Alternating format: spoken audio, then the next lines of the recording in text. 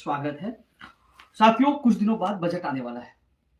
यशस्वी मुख्यमंत्री जी पहले दिन से कह रहे हैं कि वो युवाओं के हित में कार्य करेंगे और आप लोगों ने देखा होगा प्रतियोगी भर्ती परीक्षाओं का एक भी पेपर लीक नहीं हुआ। लगातार चाहे वो फर्जी डिग्री का मामला उनके खिलाफ कार्रवाई करना, चाहे पेपर लीक माफिया को जेल में डालना, और लगातार युवाओं के लिए वो सोच रहे हैं। युवाओं के लिए ये बजट एक बार फिर बेहतरीन होगा, क्योंकि जब मुख्यमंत्री जी से मुलाकात हुई थी बेरोजगारों का एक प्रतिनिधिमंडल, जिनको करीब आधे से पौन घंटे उनकी वार्ता हुई जब मुख्यमंत्री जी से, तो मुख्यमंत्री जी ने यही कहा कि पिछली कांग्रेस सरकार में जितने रिक्त पद हैं वो सारे पद को मैं भरूंगा। तो देख लीजिए, मुख्यमंत्री जी पहले दिन से शपथ लेकर सबसे पहले एसआईटी का गठन किया, और लगातार आपने देखा होगा कि जहां भी जाते हैं वो हमेशा युवाओं के लिए बोलते रहते हैं। साथियों, कई मुद्दे हैं जिनको लेकर मैं आप लोगों के बीच में चर्चा कर रहा हूं। एक तो कल 12 बजे मैं कर्मचारी चयन बोर्ड के अध्यक्ष से मैं मुलाकात करूंगा। काफी लोगों के फोन आ रहे थे, मैसेज आ रहे थे, क्योंकि मैं आजकल जयपुर नहीं रहता, मैं शाहपुरा ही रहता हूं, क्योंकि शाहपुरा की जनता को मैंने 365 दिन सेवा करने का वादा किया था।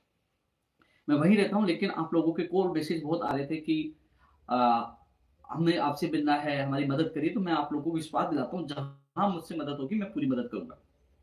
पहले भी बेरोजगारों के प्रतिनिधिमंडल को माननीय मुख्यमंत्री से मुलाकात करवाई थी, और जब भी मैं मिलता हूं तो माननीय मुख्यमंत्री जी के सामने आप लोगों की मांग मैं रखता हूं, आप लोगों की बात रखता हूं।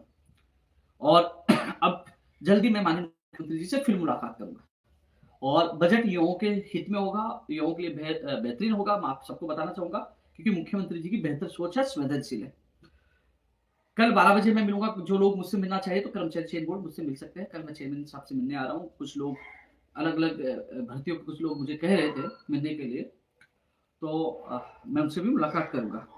इसके अलावा मैं आप सबसे ये कहना चाहूंगा कि कुछ मुद्दों को लेकर अभी कुछ लोग कह रहे थे कि फर्स्ट ग्रेड और सेकंड ग्रेड में पद बढ़े, थर्ड ग्रेड में भी पद बढ़े। साथ ही माननीय मुख्यमंत्री जी के सामने मैं बात रख चुका हूँ। उम्मीद है कि बजट में या तो पद बढ़ाने की घोषणा हो जाए, मैं कोशिश करूँ पद बढ़े। नई भर्तियों की घोषणा तो होगी, चाहे वो फर्स्ट ग्रेड हो, सेकंड ग्रेड हो, थर्ड ग्रेड हो, क्योंकि मुख्यमंत्री जी चाहते हैं कि तमाम पदों को भरा जाए। तो ऐसी स्थिति में आप लोगों को बता दूं, बजट महत्वपूर्ण है। माननीय मुख्यमंत्री जी के सामने मैं फर्स्ट ग्रेड सेकंड ग्रेड में पद बढ़ाने की बात मैं रख चुका हूँ, थर्ड ग्रेड की भी रख चुका हूँ। माननीय शिक्षा मंत्री जी के सामने मैं बात रख चुका हूँ। साथियों, मैं आप सबसे ये कहना चाह रहा था कि जो सामान्य जो रीट पात्रता परीक्षा होगी, उसके बाद सामान्य शिक्षा विभाग की जो तृतीय श्रेणी शिक्षक भर्ती है, और जो संस्कृत शिक्षा विभाग की जो भर्ती है, दोनों साथ होंगी। यानी कि उसमें जो पद मैं बता रहा था, करीब जो है लेवल 1 में है 636, और लेवल 2 में है 2123 पद। तो आप देख लीजिए,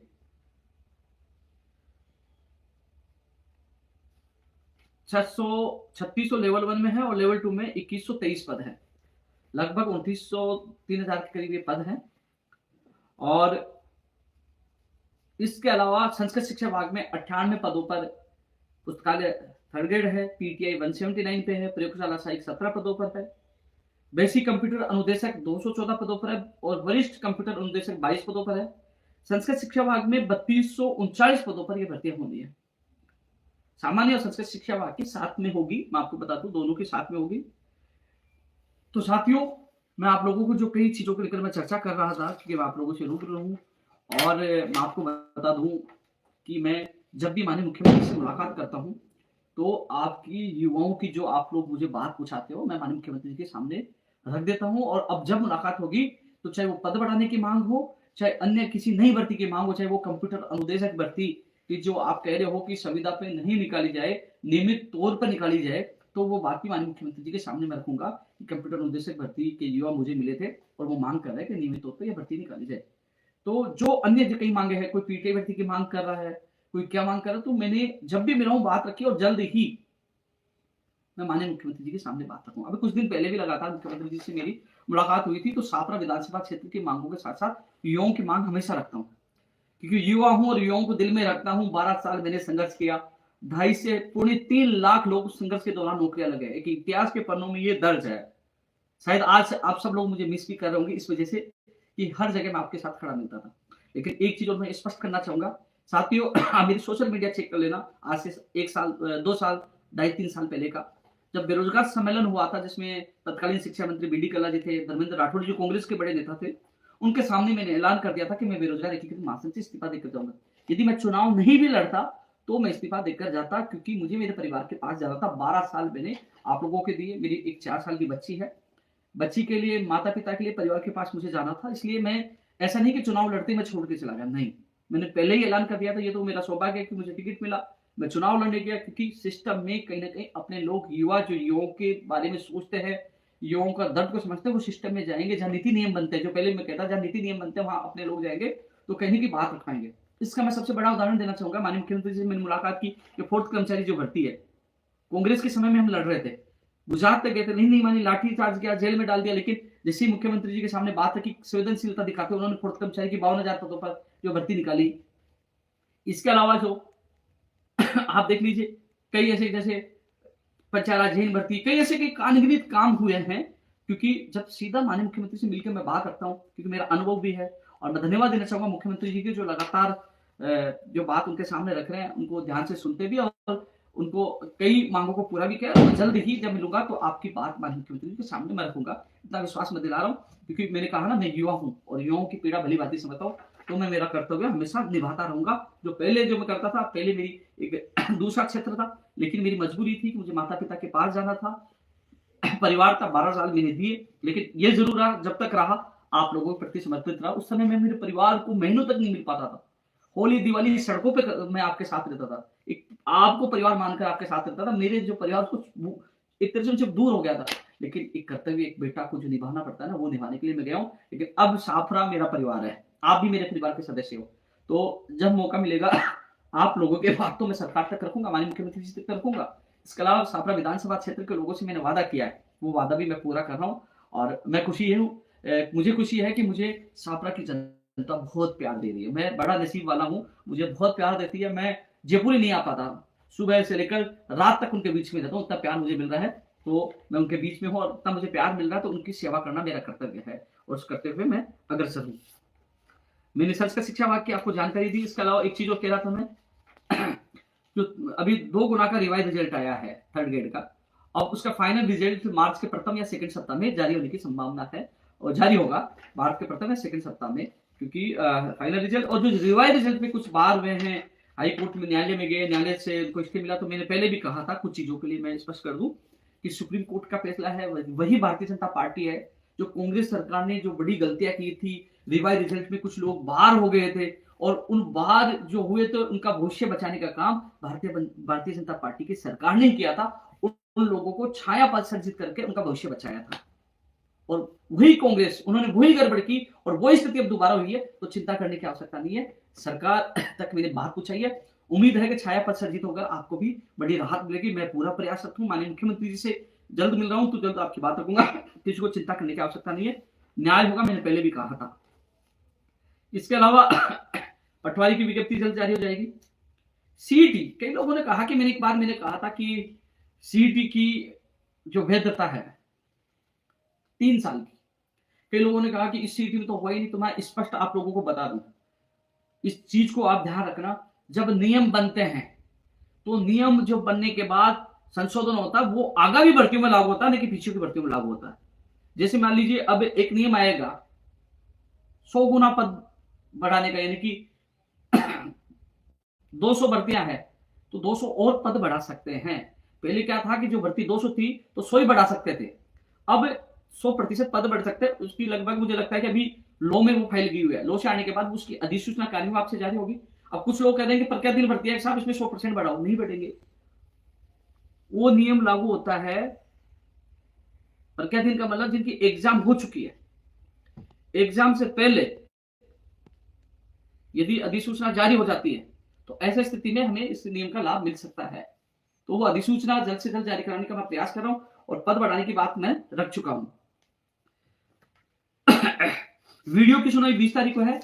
राहुल मीणा, उनसे मेरी बात हुई थी, वीडियो की 20 तारीख को है प्रतिक्रिया सूची वाले। इस संबंध में मैं कल सभी एडवोकेट, चाहे सरकारी हो चाहे बोर्ड का एडवोकेट है और चेयरमैन साहब से मैं बात करूंगा कि 20 तारीख को जो इसकी फाइनल सुनवाई हो, और जो इन्होंने रिपोर्ट मांगी थी बोर्ड से, बोर्ड ने रिपोर्ट दे दी है, और इसका फैसला, क्योंकि बहुत महीनों से इंतजार कर रहे हैं वो अभ्यर्थी, तो उनकी पूरी मदद करूंगा। कल मैं बात तीनों जगह रखूंगा और कोशिश करूंगा कि जल्द से जल्द आप लोगों को राहत मिले। जूनियर अकाउंटेंट के कुछ पद रह गए थे, डीटीए में भूपेश माथुर जी से मेरी बात हुई थी, वो कर्मचारी चयन बोर्ड को बहुत जल्द वो भिजवा रहे हैं। जो जितने पद जो रह गए थे, जो लोग इंतजार कर रहे हैं कि प्रोविजनल में का परिणाम जारी है, वो कल कर्मचारी चयन बोर्ड में जाऊंगा। तो जैसे डीटीए से मेरे पास शायद 3-4 दिन पहले एक अभ्यर्थी आया था, उनके सामने ही मैंने भूपेश माथुर जी से बात की थी। उन्होंने कहा कि मैं भिजवा रहा हूँ आजकल में, तो या तो भिजवा दे होंगे या फिर कल तक वो आ जाएंगे। उसके बाद मैं जल्द से जल्द आपकी एक और सूची जारी कराने का मैं प्रयास कर रहा हूँ।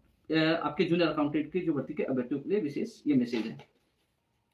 कई लोग देख रहे हैं कि बहुत दिनों बाद जिस प्रकार मैं लाइव आता था युवाओं की आवाज में, बुलंद आवाज में, तो उस प्रकार आज फिर से आपके सामने आया हूं। लुक मेरा जरूर चेंज है, इसलिए चेंज है कि 15 घंटे मैं क्षेत्र की सेवा में हूं और कुछ लक्ष्य है, कुछ शपथ है, उसको लेकर मैं चल रहा हूं। और इसलिए थोड़ा सा मैं कुछ दिन से बीमार भी था और कई चीजों को लेकर और चर्चा कर रहा हूं मैं कि कंप्यूटर अनुदेशक भर्ती की मैं बात कर चुका हूं। ऊर्जा विभाग में पदों की बढ़ोतरी हो, मैं माननीय मंत्री जी से और माननीय मुख्यमंत्री जी के सामने भी, चाहे वो ऊर्जा विभाग की बात हो, चाहे जलदाय विभाग की बात हो सकता है किसी बजट पे कुछ भर्तियों की और घोषणा हो जाए। इन विभागों की बात करो, भर्तियों की घोषणा तो होगी, लेकिन इन विभागों की मैं बात कर रहा हूँ। तो ऊर्जा मंत्री जी के सामने जल्दी ही पदों को लेकर भी मैं आपकी बात रखूंगा। जलदाय विभाग में भर्तियों की भी बात रखूंगा और खाद्य सुरक्षा अधिकारी भर्ती, इसके अभ्यर्थी और सूचना सहायक भर्ती के अभ्यर्थी मुझसे संपर्क करें, मुझसे मिले। मैं अधिकारियों से आपके साथ या तो आपकी मीटिंग कराऊंगा या आपके साथ में जाकर खाद्य सुरक्षा भर्ती और सूचना सहायक भर्ती में जितनी मदद होगी मैं पूरी मदद करूंगा। आप लोग मुझसे संपर्क करें। मैं कल जयपुर ही हूं और आप लोगों के साथ जाकर जिन भी अधिकारियों से मुझे मिलना है, मैं खाद्य सुरक्षा भर्ती और सूचना सहायक भर्ती के लिए मैं आपकी इस भर्ती का जो किसी का परिणाम बाकी है, वो परिणाम जल्द से जल्द, किसी का न्यायालय में फाइनल, जैसे सूचना सहायक भर्ती का मामला न्यायालय में है, खाद्य सुरक्षा भर्ती भी शायद न्यायालय में है, तो उनको जल्द से जल्द इनका न्यायालय से सरकार की तरफ से मजबूत पेरी कराकर निस्तार कराने के लिए मैं प्रयास करूंगा। आप मुझसे फोन करके सुबह मिल लेना। विशेष शिक्षक भर्ती के मामले माननीय मुख्यमंत्री जी और शिक्षा मंत्री जी के सामने रख चुका हूँ, एक दोबारा फिर मैं आप लोगों के बात रखूंगा। कांस्टेबल एसआई नई भर्ती निकलवाने की मैं शायद हो सकता है, उम्मीद है कि बजट में कुछ घोषणा हो और मैं पूरा प्रयास कर रहा हूं कि एसआई और कांस्टेबल ज्यादा से ज्यादा पदों पर इनकी नई भर्ती आए और ज्यादा ज्यादा युवाओं को मौका मिले।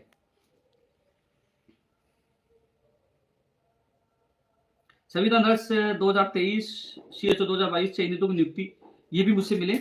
अब क्या है कि साथियों, अब मैं कोशिश कर रहा हूं जयपुर में मैं महीने में 1-2 बार आप लोगों से मिलूं और फिर आपसे मिलकर, आपके साथ जाकर, अधिकारी या मंत्रियों से मिलकर जो भी मदद करनी है मैं आप लोगों की मदद करूं और कोशिश करूंगा जब भी आऊंगा तो आप लोगों को मैं बताऊंगा। एक स्थान आपको मैं जल्दी बता दूंगा कि जल्दी मैं ऐसी जगह जहां आप लोगों से मिल सकूं, क्योंकि कई यहाँ सरकारी क्वार्टर है, मेरे मित्र भी है, मैं कोशिश कर रहा हूँ कि उनसे निवेदन करूँ कि मैं उनके क्वार्टर पे आप लोगों से जब भी आऊँ तो मैं वहाँ का एड्रेस दे दूँ, वहाँ से आपसे मुलाकात करूँ और फिर जो भी समस्या सुनकर जहाँ भी मुझे, चाहे सीएमओ में जाना हो, चाहे मंत्री जी के पास जाना हो, चाहे अधिकारियों से मिलना, तो मैं कोशिश करूंगा आप लोगों की मदद करूँ।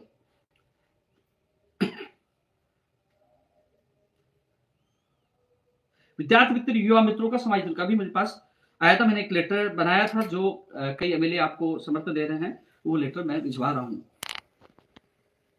सीट परीक्षा और रीट पात्रता की तर्ज पर आप लोगों का जो क्या सुझाव है मुझे जरूर बताएं। क्या रीट पात्रता परीक्षा की तर्ज पर होना चाहिए? हालांकि कर्मचारी चयन बोर्ड ने इस संबंध में, यानी कि आगामी होने वाली सीट परीक्षा में लागू करने के लिए वो विचार कर रहे हैं। तो आपको लगता है कि ये अच्छा विचार है तो मैं भी इसको पूरा समर्थन करूंगा, क्योंकि बोर्ड विचार करिए, राज्य सरकार तक उसका प्रपोजल जाएगा।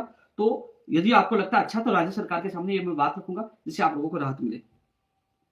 कर्ची व्याख्याता वाला मैंने आप लोगों को बता ही दिया। इसके अलावा साथियों, कल 12 बजे मैं कर्मचारी चयन बोर्ड आ रहा हूँ। जो व्यक्ति मुझसे मिलना चाहे मिल सकते हैं। मैं अध्यक्ष मोदी से मिलूंगा, उनसे समय लिया है कल का कि कल वो मुझसे 12 बजे बाद मिलेंगे, आप लोगों से मुलाकात करूंगा। जो मुझसे सहयोग होगा, क्योंकि जल्दी माननीय मुख्यमंत्री जी से मैं मुलाकात करूंगा।